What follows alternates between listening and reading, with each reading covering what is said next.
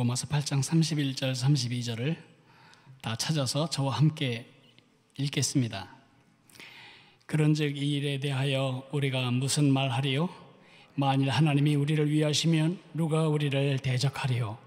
자기 아들을 아끼지 아니하시고 우리 모든 사람을 위하여 내주시니가 어찌 그 아들과 함께 모든 것을 우리에게 주시지 아니하겠느냐. 아멘. 우리 이 아침에 우리 시력 검사를 좀 할까요? 숨은 그림 찾기 하겠습니다.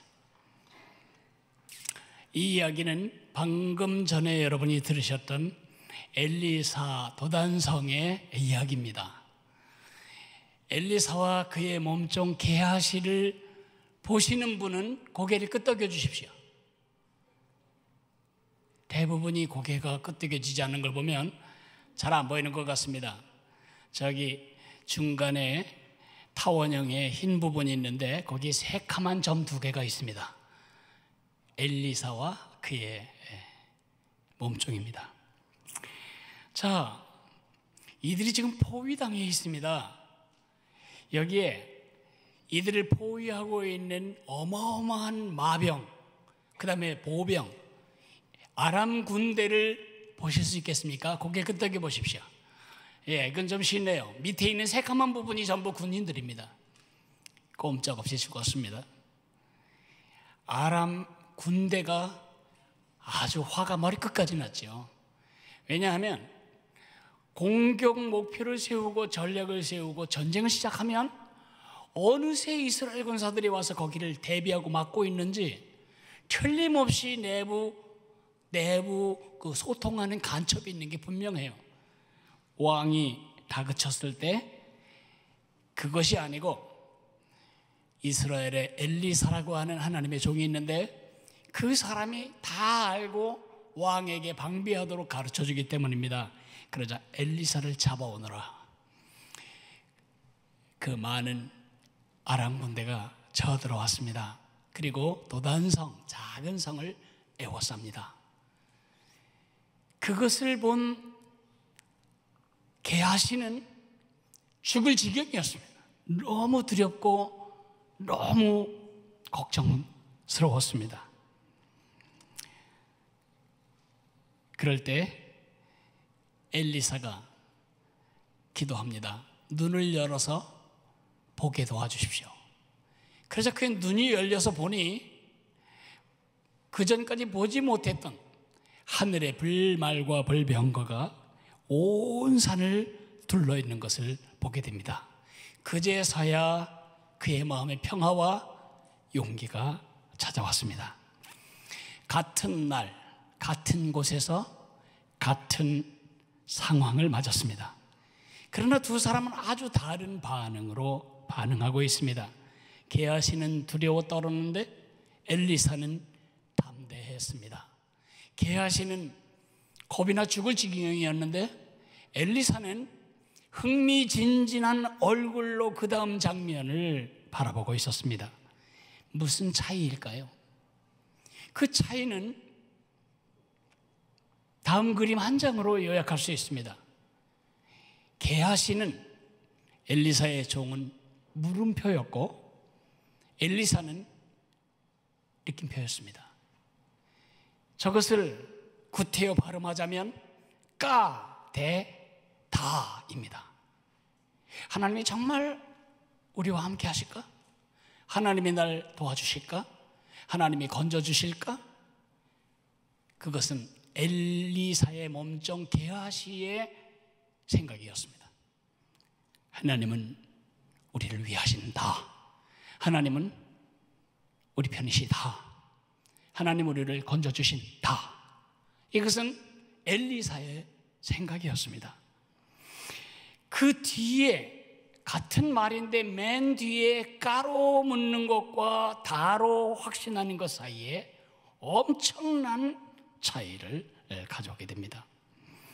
오늘 우리가 이렇게 본문을 읽었습니다. 그런즉 이 일에 대하여 우리가 무슨 말하리요? 만일 하나님이 우리를 위하시면 누가 우리를 대적하리요? 하나님이 우리를 위하시면 If God is for us, 하나님이 우리를 위하시면, 그 말이 이렇게 와닿지 않을까 봐 다른 성경 새번역은 이렇게 번역합니다. 하나님이 우리 편이시면, if God is on our side, 우리 하나님이 우리 편에 서신다면 누가 우리를 대적할 수 있겠냐. 그러니까 하나님이 우리 편이 되어주실까? 그건 의문이고요. 하나님은 우리를 위하신다, 그것은 확신입니다. 여러분에게 가장 필요한 것은 돈이 아닙니다. 건강도 아닙니다. 언제나 돈은 있다가 없어지고 없다가 있어집니다. 건강도 좋아졌다가 또 나빠집니다. 나빠졌다가 또 회복도 됩니다.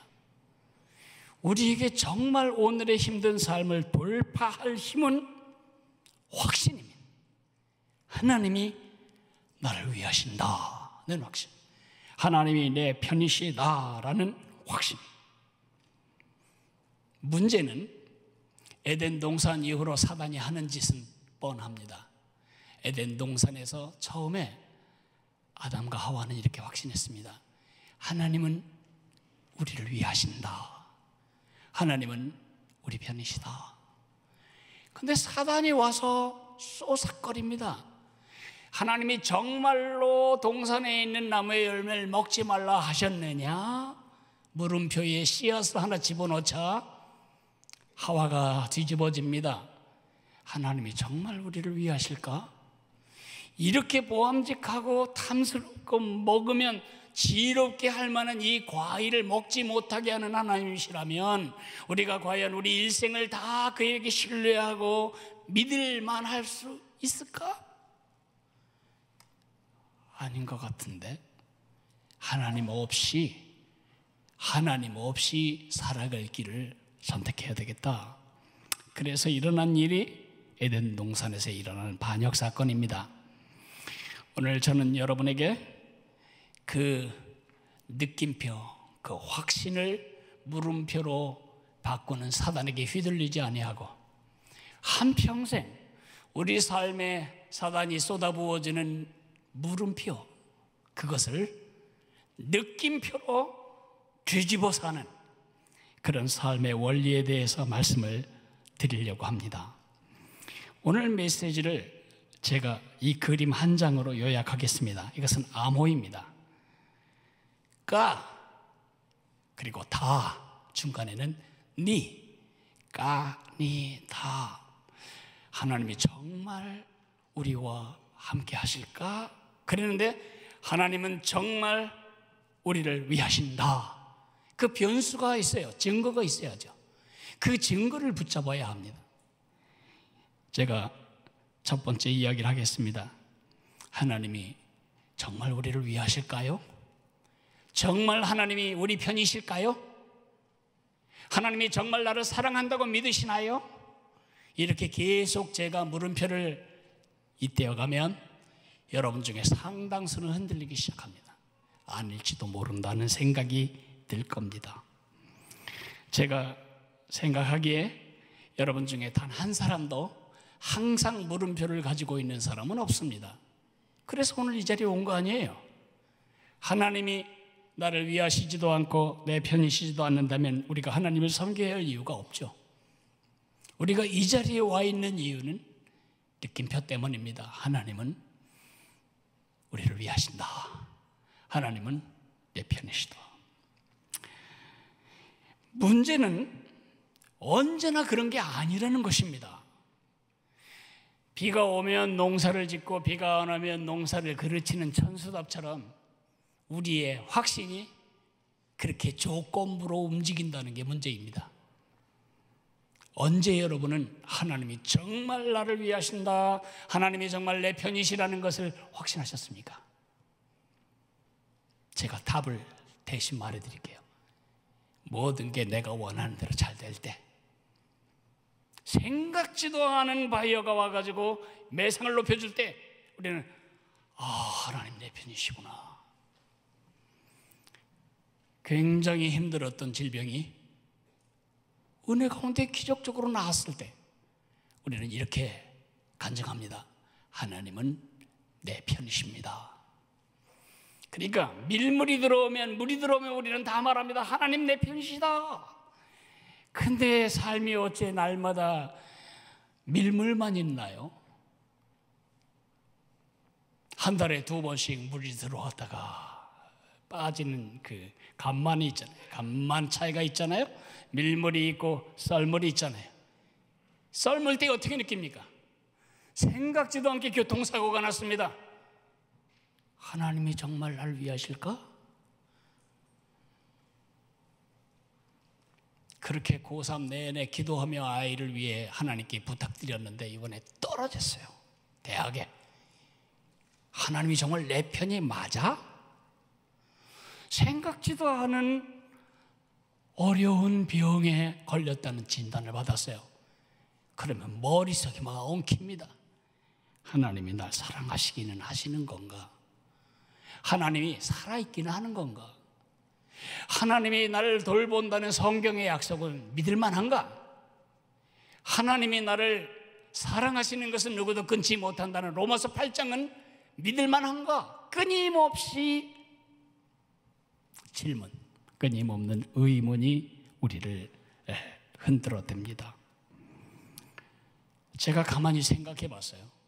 언제 느낌표, 확신이 의심, 물음표로 바뀌는가?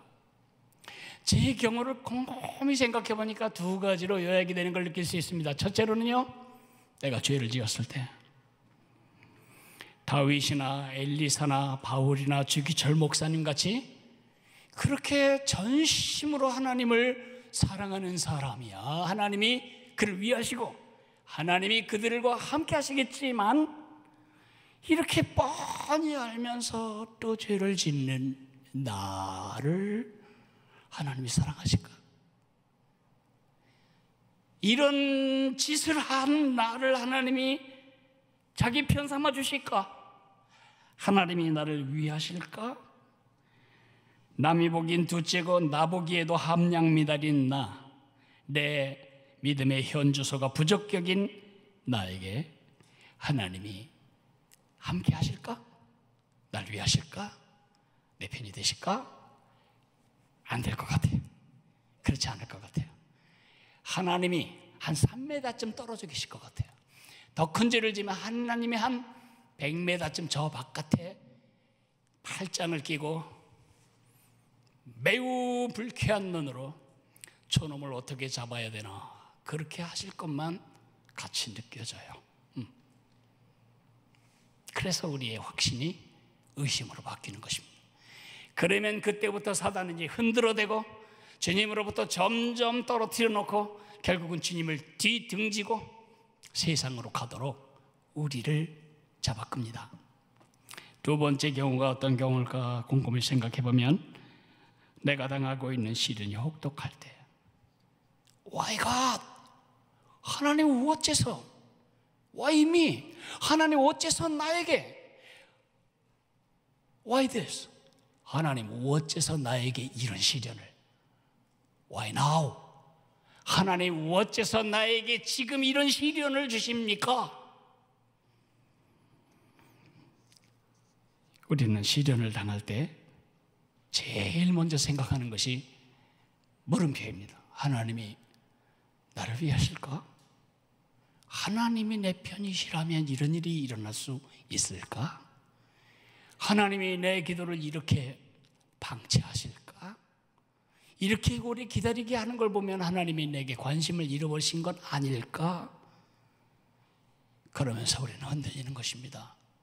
삶이 흔들리고 삶 흔들리기 전에 생각이 흔들리고 하나님을 향한 자세가 흔들리고 삶이 흔들리고 그러면 여러분 가정이 흔들리고 가정이 흔들리면 여러분 세상에서의 삶이 전체적으로 흔들려버리고 마는 것입니다. 우리 질문은 이것입니다. 우리의 처지나 상황과 관계없이 하나님이 나를 위한다는 걸 어떻게 할 수 있을까? 하나님이 내 편이시라는 것을 어떻게 흔들거림이 없는 확신으로 붙들고 살 수 있을까? 그것이 여러분과 내가 오늘 꼭 들어야 할 대답입니다. 그 답은 32절에 나와 있습니다. 우리 32절을 한번 같이 읽어보실까요? 자기 아들을 아끼지 아니하시고 우리 모든 사람을 위하여 내주신 이가 어찌 그 아들과 함께 모든 것을 우리에게 주시지 아니하겠느냐. 저는 이 말씀을 묵상할 때에 한 단어가 제 마음에 대모처럼 깊이 박이는 것을 느꼈습니다. 아끼지 아니하시고. 아끼지 아니하시는 것을 보니 하나님이 내 편인 게 분명하다 이거죠. 증거가 있나요? 그럼요. 뭐가 증거예요? 증거 능력이 떨어지는 축복, 번영, 건강, 그거는 증거 능력이 떨어져요. 언제라도 그것이 없어질 때는 회의로 돌아서니까요. 변질될 수 없는 하나님이 내 편이신 증거가 뭐냐고요? 자기 아들을 아끼지 아니하시고 우리를 위하여 내어주셨다는 것입니다. 게하시가 하나님이 우리 편이실까? 그래서 두려워했었는데 하나님이 우리 편이시다라고 확신을 갖고 담대함을 가질 수 있었던 중간 변수가 무엇이겠습니까? 열왕기하 6장을 읽어보실까요? 두려워하지 말라. 우리와 함께한 자가 그들과 함께한 자보다 많으니라 하고 기도하여 이르되 여호와여 원하건대 그의 눈을 열어서 보게 하옵소서 하니 여호와께서 그 청년의 눈을 여심해 그가 보니 불말과 불병거가 산에 가득하여 엘리사를 둘렀더라. 그가 보니의 니자가 아주 중요한 것입니다. 그는 증거를 보았습니다. 하나님이 함께 하시는 증거를 보았습니다. 그 증거를 보기 전에는 두려웠는데 그 증거를 보고 나자 담대함이 생겼습니다. 여러분이 보아야 할 증거는 무엇일까요? 하나님이 내 편이시다. 어떻게 그걸 알죠? 하나님이 나를 위하신다. 뭘 근거로 그렇게 확신하지요? 그 증거가 바로 32절에 나온 대로 하나님이 아들을 아끼지 아니하시고 우리를 위하여 내어주셨다는 것입니다. 저는 이 이야기를 조금 더 깊이 묵상하려고 합니다. 첫째는 아버지의 입장에서 한번 생각해보고 두 번째는 아들의 입장에서 한번 생각해 보려고 합니다. 아버지, 이 자리에 있는 아버지들은 제가 하는 말을 공감하실 겁니다. 여러분 아들을 팔아서 얼마를 준다면 아들을 내놓으시겠습니까? 10억을 준다면 지금 2천만 원이 없어가지고 쩔쩔매는 여러분에게 누군가가 10억을 현찰로 줄 테니 네 아들을 내게 주시오. 그러면 기꺼이 아들을 내놓을 아버지가 우리 중에 있겠습니까? 너무 작아요. 100억을 현찰로 바꾸어서 여러분에게 가지고 와서 아들 주시면 100억 드리겠습니다. 그러면 아들 내놓으시겠습니까? 그럴 아버지가 아무도 없는 겁니다. 나도 아버지입니다. 40이 넘은 아들을 가진 아버지입니다. 하나밖에 없는 아들을 가진 아버지입니다. 나는 아들을 아낍니다. 누가 내 아들을 달라고 해도 전 줄 수 없었습니다. 제 아이의 피부에 난 종기 하나도 그건 내 아픔이었습니다. 내 아들의 좌절은 나의 좌절이었습니다. 내 아들과 나는 연동되어 있습니다. 끊을 수 없습니다. 아이가 아버지와 떨어져서 혼자 고등학교를 다니도록 미국에 남겨졌을 때 그 아이가 울은 눈물의 분량보다 아들을 떼어놓고 와야 하는 이 아버지의 눈물이 훨씬 많았을 거예요. 아들이 군대 갈 때에 그 안전한 대한민국 군대에 아들을 보내면서 팔 하나가 잘라져 나가는 듯한 마음의 아픔을 느낀 것이 아버지의 마음입니다. 왜 그렇죠? 사랑하니까요. 과거에도 나는 아들을 아꼈고 지금도 아낍니다. 내 아들의 명예, 내 아들의 가치, 내 아들의 평판, 내 아들의 성공, 전부 저는 아낍니다. 누군가 내 아들의 약점을 물고 늘어지며 비난할 때 저는 절대로 동조하지 않을 것입니다. 그것이 사실일지라도. 그것이 사랑입니다.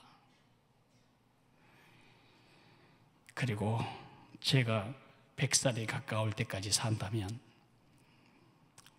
이미 증손주를 보았을 제 아들을 그때도 저는 아낄 겁니다. 그것이 아버지 사랑입니다. 그런데 하나님은 아들을 아끼지 않으신 것입니다. 이 썩은 아버지도 그렇게 아끼는데 거룩하신 하나님은 그 아들을 아끼지 않으신 겁니다. 1991년 3월 26일 대구 성서초등학교에 다니던 5명의 아들들이 도롱뇽 알을 주우러 산속에 들어갔다가 없어져 버리고 말았습니다. 소위 개구리 소년들이죠. 7만 명의 경찰들, 군인들이 이잡듯이 산을 다 뒤졌지만 아이들은 나타나지 않았습니다. 2002년에 놀랍게도 시신 5개가 발견되었습니다. 바로 그 아이들이었습니다. 타살은 분명한데 누가 죽였는지 왜 죽였는지 아무도 모릅니다. 이것은 대한민국 3대 미제 사건 중에 하나라고 말하대요. 근데 제가 그 아들들 중에 한 아버지에 대해서 말하고 싶습니다. 그 아버지는 사업가였습니다. 11년 동안 사업을 팔고 정리하고 목에 아들을 쳤습니다. 판때기 하나 걸고 모든 시간, 모든 열정, 모든 에너지, 모든 물질 다 쏟아서 아들을 찾았습니다. 북한 땅을 제외한 남한 모든 것을 뒤지며 아들이 있기를 바랬습니다. 삶은 다 망가져 버렸고 모든 것은 다 없어졌습니다. 여러분, 아들을 찾는다고 부자가 되겠습니까? 그 아들을 찾는다고 무슨 덕을 보겠습니까? 그 아들을 찾았다고 유명해지겠습니까? 그 아들을 찾는다고 권세를 얻겠습니까? 아무것도 얻을 것이 없는 그 아들을 위하여 왜 아버지는 11년이나 되는 그 소중한 시간을 다 쓰셨을까요? 아들을 사랑했기 때문입니다. 아들을 아꼈기 때문입니다. 그러나 하나님은 그 아들을 아끼지 않으셨습니다. 이사야서 53장 10절을 보면 아버지들은 이해할 수 없는 기절이 기록되어 있습니다. 여호와께서 그에게 상함을 받게 하시기를 원하사 질고를 당하게 하셨은즉, 예수님이 십자가에서 못 박혀 죽으신 그 이유, 가룟 유다의 매신 때문이 아니라는 것입니다. 유다 종교 지도자들의 모함 때문이 아니라는 것입니다. 빌라도의 어정쩡한 판결 때문이 아니라는 것입니다.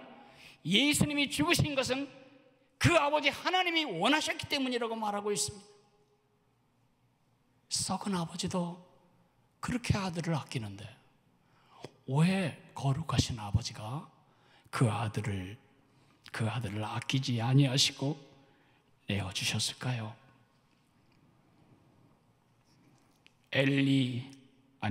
겟세마네 동산에서 아버지, 이 잔을 피할 수 있으면 피했으면 좋겠습니다. 이 잔을 내게서 옮겨주시면 안 되겠습니까? 그러나 아들의 그 절박한 간구, 얼마나 고통스러웠으면 이 이마에서 땀이 핏방울처럼 떨어지는 이 고뇌의 간절한 기도에 대해서 아버지는 아들을 아끼지 않으셨습니다. 굳은 얼굴로 십자가에서 엘리 엘리 라마 사박다니, 나의 하나님 어찌하여 나를 버리시나이까, 그렇게 울부짖을 때에 아버지 하나님은 그 아들을 아끼지 않으셨습니다. 죽게 하셨습니다.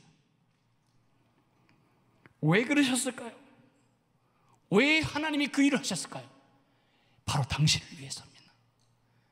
바로 여러분을 위해서입니다. 하나님이 여러분을 위하여 그리하신 것입니다. 자기 아들을 아끼지 아니하시고 우리를 위하여 내어주셨다고 말하고 있습니다. 영원전에 우리를 사랑하시고, 영원전에 우리를 선택하시고, 영원전에 우리를 부르시고, 우리를 의롭다 하시고 우리를 영원롭게 하실 하나님의 그 사랑의 목표 때문에 우리를 위하여 그 아들을 아끼지 아니하신 것입니다. 로마서 5장 8절에는 우리가 아직 죄인 되었을 때에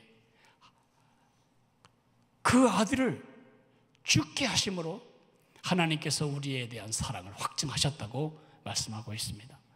5장 8절은 우리를 죄인이라고 말합니다. 죄인이었지만 우리를 위하여 그 아들을 주셨다고 말합니다.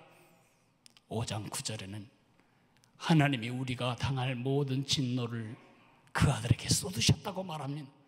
5장 10절에는 하나님과 원수된 우리를 위하여 하나님이 그 아들에게 원수에게 집행할 모든 형벌을 쏟아부으셨다고 말하고 있습니다. 사랑하는 성도 여러분, 얼마나 더 필요하신가요? 얼마나 더 있어야 되겠나요?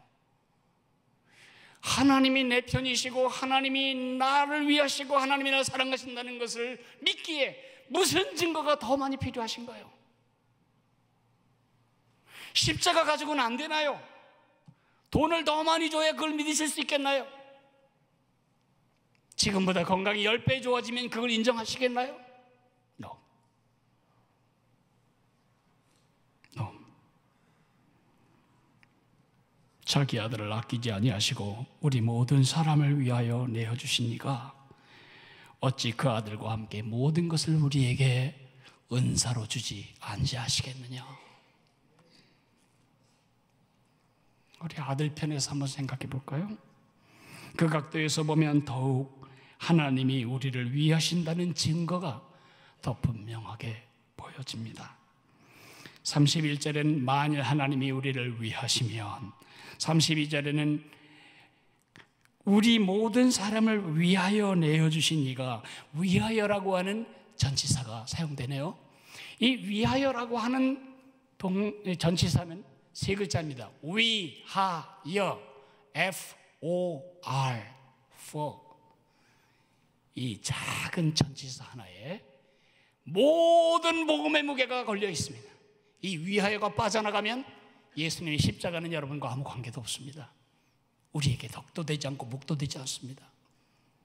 위하여, 우리 대신, 위하여, 우리를 위하여.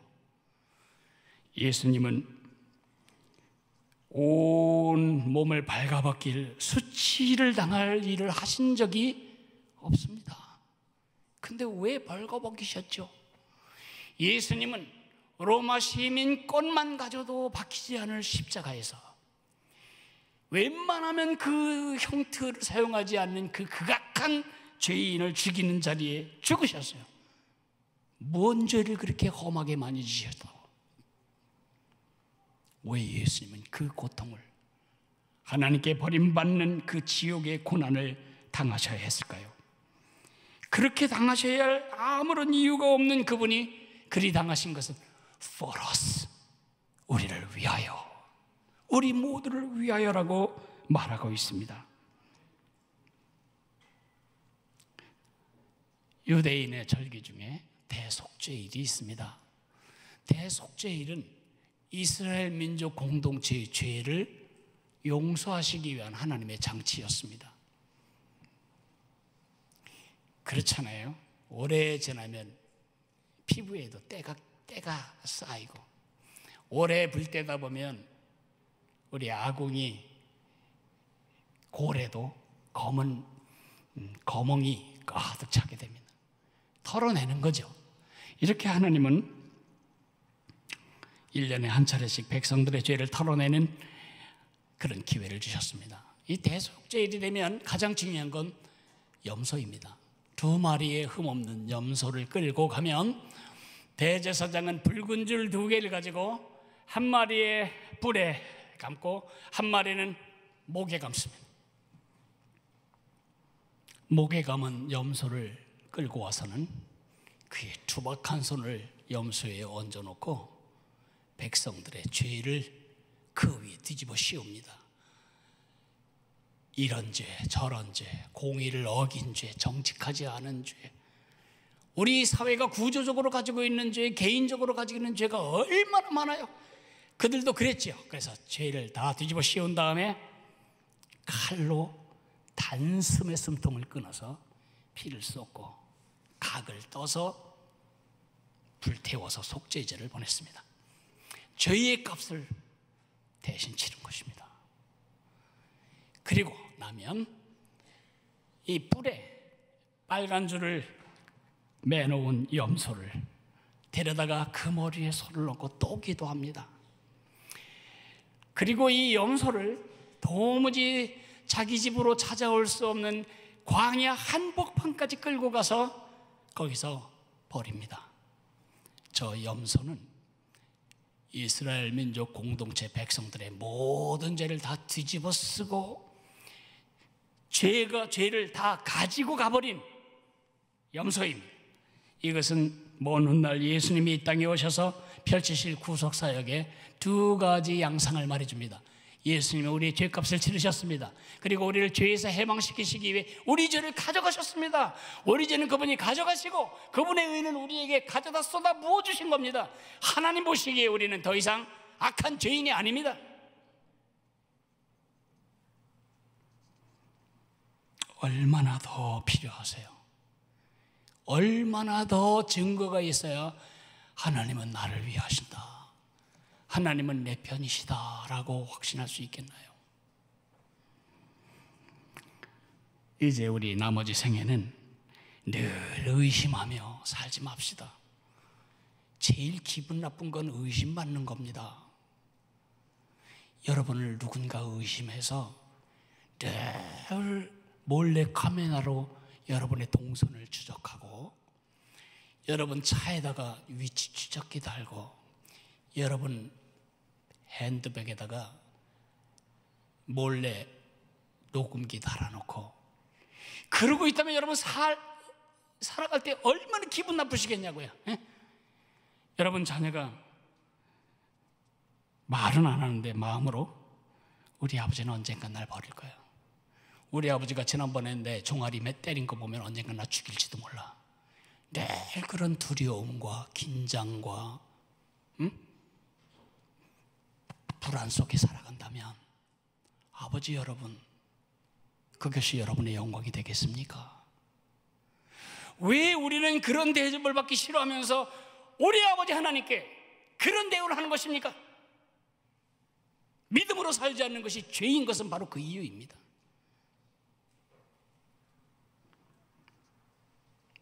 여러분에게 필요합니다. 이 확신이 필요합니다. 하나님은 나를 위하신다. 하나님은 내 편이시다. 그 확신이 있어야만 언제나 여러분의 삶에 덮치는 그 무서운 삶의 고난을 통과해 나갈 수가 있는 것입니다. 히스기야 임금님의 좋은 모델을 여러분에게 소개합니다. 18만 5천 명이나 되는 대군이 아수르 제국의 대군이 예루살렘을 포위했습니다. 그때 히스기야는 하나님이 계시다면 어째 이런 일이 있을까? 그렇게 물음표로 반응하지 않았습니다. 하나님이 우리를 위하실까? 의심하지 않았습니다. 하나님이 우리 편이 되어주실까? 의심하지 않았습니다. 하나님이 우리 편이시다. 하나님이 우리를 위하신다. 하나님이 반드시 그 일을 이루실 것이다. 그 확신을 붙들고 백성들에게 가장 필요한 것을 공급합니다. 역대하 32장 7절에서 8절을 읽어드리겠습니다. 너희는 마음을 강하게 하며 담대히 하고 아수르 왕과 그를 따르는 온 무리로 말미암아 두려워하지 말며 놀라지 말라. 우리와 함께 하시는 이가 그와 함께 하는 자보다 크니 그와 함께 하는 자는 육신의 발이요 우리와 함께 하시는 이는 우리 하나님 여호와시라. 반드시 우리를 도우시고 우리를 대신하여 싸우시리라. 대신하여 싸우실 그 하나님에 대한 확신.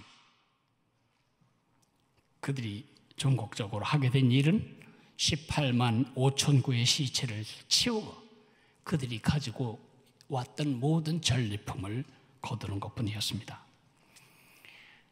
마틴 루터가 종교개혁을 할 때에 1521년 4월 보름스로 소환이 됩니다. 보름스에서 종교 권력자들이 사형을 선고하면 그는 화형, 불태워 죽여질 판이었습니다. 그런데 루터는 이렇게 말합니다. 나는 보름스로 가려고 한다. 그곳의 지붕 위에 있는 기와장 숫자만큼 마귀들이 들끓어도 나는 보름스로 가겠다. 그렇게 말합니다. 어떻게 그럴 수 있었을까요? 루터가 마음에 외쳤던 그 마음의 손으로 단단히 붙잡았던 그 한마디를 여러분에게 말하겠습니다. 라틴 말로 이렇게 외칩니다. Deus erit pro me. 하나님이 나를 위하신다. 이런 확신이 필요한 것은 히스기야만이 아니고 마틴 루터뿐만이 아니고 여러분과 저도 마찬가지입니다. 일생 살아가며 이것을 잊지 않으시면 좋겠습니다. 한번 외쳐볼까요? 이 기호를 보십시오. 하나님이 나를 위하신다. 하나님이 나를 위하신다. 증거가 뭐냐고? 보니 그 아들 예수를 아끼지 아니하셨으니 그것이 증거입니다. 내가 지금부터 셋을 세면 하나님은 자기 이름을 놓고 를 위하신다 선언하시기 바랍니다. 마귀가 수많은 물음표를 여러분 마음에 심을 때에 이렇게 쓸어내십시오. 하나님은 나를 위하신다. 셋을 셀 때 자기 이름을 넣으시는 겁니다. 하나, 둘, 셋.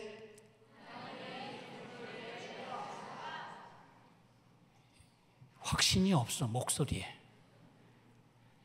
목소리를 톤을 높이고 성량을 더 넣어서 힘차게 선언하겠습니다. 하나, 둘, 셋. 하나님은 양성한 일을 원하신다. 일어나십시오. 우리 다 같이 일어나서 하나님이 나를 위하신다는 사실을 붙들고 살 우리의 결심을 같이 찬양하며 후에 기도하겠습니다.